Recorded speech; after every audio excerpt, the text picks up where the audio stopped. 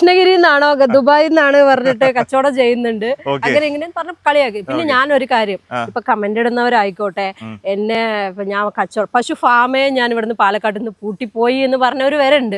പിന്നെ സ്മിതയ്ക്ക് ഇവിടെ ഫാമേ ഇല്ല എന്ന് പറയുന്നവരുണ്ട്. ഈ കൃഷ്ണഗിരി പശുക്കൾ ഈ ചോമ്പ് കയറും എന്തെങ്കിലും ബന്ധമുണ്ടോ? അത്രയും സ്നേഹത്തോട് കൂടിയിട്ടാണ് ഞാൻ ഈ പരിപാടി ചെയ്യുന്നത്. പശുക്കളോടുള്ള ഒരു ഇഷ്ടം കൊണ്ട് നമ്മളെങ്ങനെ ഒരുങ്ങുന്നു അതുപോലെ ഞാൻ അവർക്കൊരു ആഭരണം ഇട്ടത്. അപ്പൊ ഞാൻ കമ്മലും മാലയും ഇതൊക്കെ ഇട്ടിട്ട് നടക്കുന്നുണ്ടല്ലോ. അപ്പൊ അവരും അതുപോലെ ഒന്ന് സുന്ദരികളായിക്കോട്ടെ. കാരണം നിങ്ങൾ പല ആൾക്കാരും ആദ്യം കൃഷ്ണഗിരി പശുക്കളെ പുച്ഛിച്ചവരല്ല. ഇപ്പം ആർക്കും നമ്മളൊന്നും അതിനൊരു മറുപടി കൊടുക്കാൻ ഒന്നിനും പോകുന്നില്ല. മറുപടി എന്ന് പറയുന്നത് എന്റെ ഈ പ്രവൃത്തിയാണ്. ഇതാണ് എന്റെ മറുപടി. പുതിയ ഫാമാണ് എന്റെ മറുപടി. ഉറപ്പായിട്ടും. കാരണം ഇവിടെ നിന്നിപ്പോ നോക്കിക്കോണം, നിങ്ങൾ ഈ സൈഡ്, നമ്മള് ഈ ഒരു സൈഡിൽ നിന്ന് കാണിക്കാൻ, ഞാൻ ഈ സൈഡ് നമുക്ക് ഇവിടെ നമ്മൾ ഒരു 10 രൂപ തന്നെ ഈ ഒരു ലൈനിലായിട്ട് ഇങ്ങനെ കെട്ടിയിട്ടുണ്ട്.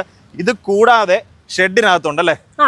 കൂടാതെ നമ്മള് ഷെഡിനകത്തുണ്ട്. അത് കയറാതെ സെപ്പറേറ്റ് ആയിട്ട് നമ്മൾ കാണിക്കാം. അപ്പൊ ഇത്രയും പശുക്കളെ നമ്മൾ ഇന്നലെ വൈകിട്ട് ഇന്ന് രാവിലെ